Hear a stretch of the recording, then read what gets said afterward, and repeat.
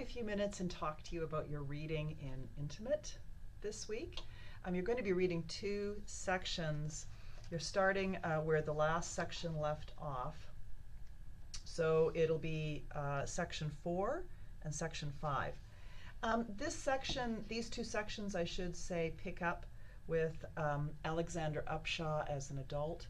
He's graduated from the school that you saw in the previous section, and he gets hired by Edward Curtis as a translator.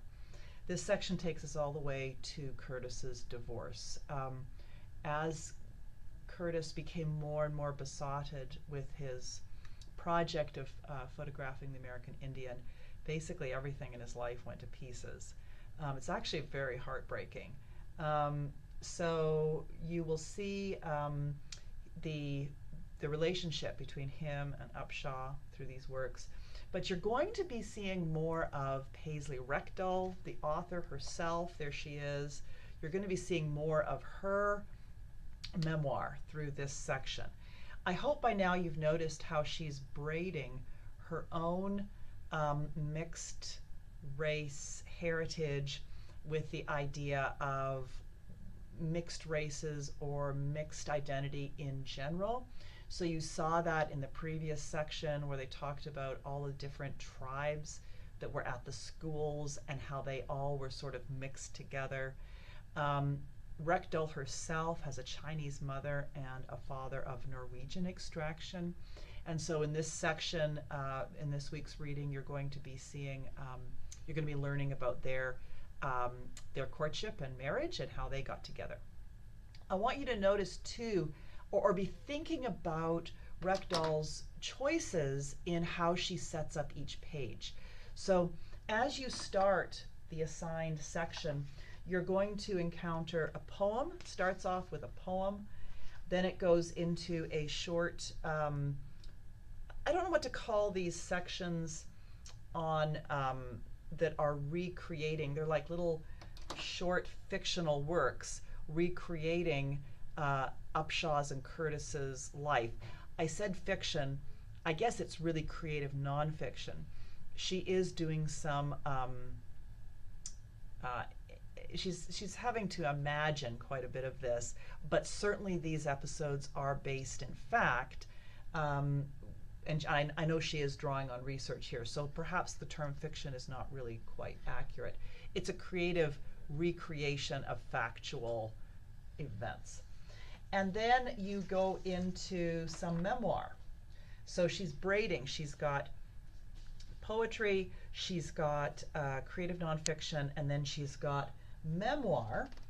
And as you read, and she's got quite a few pages that deal with memoir, where she is talking about her mother's episode in the hospital. Pay attention to where each of these different pieces end off on the page. And I'm going to draw your attention to one particular kind of nifty thing she does. When you read the second section, the second little work, Genoa Indian School, Nebraska, pay attention to where that ends. It ends with Upshaw meeting a white woman by the name of Emma. And I don't want to let the cat out of the bag, but you will encounter Emma again because she becomes very important to Upshaw. But then the very next work, the very next page, which is memoir, opens up with the question, how did you two meet? Someone asks. My father and I, still in the long waiting room at the hospital, look up from our books.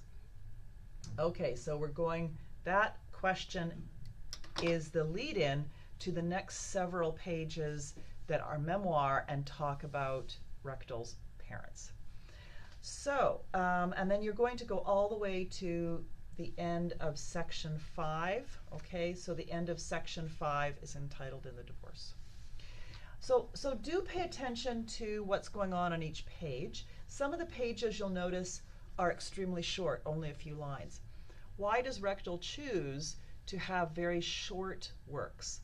And what is the effect on you as a reader? Pay attention to the order, the order in which ideas are presented. I'll get it out yet. She's done a lot of very deliberate ordering in the way these pieces appear.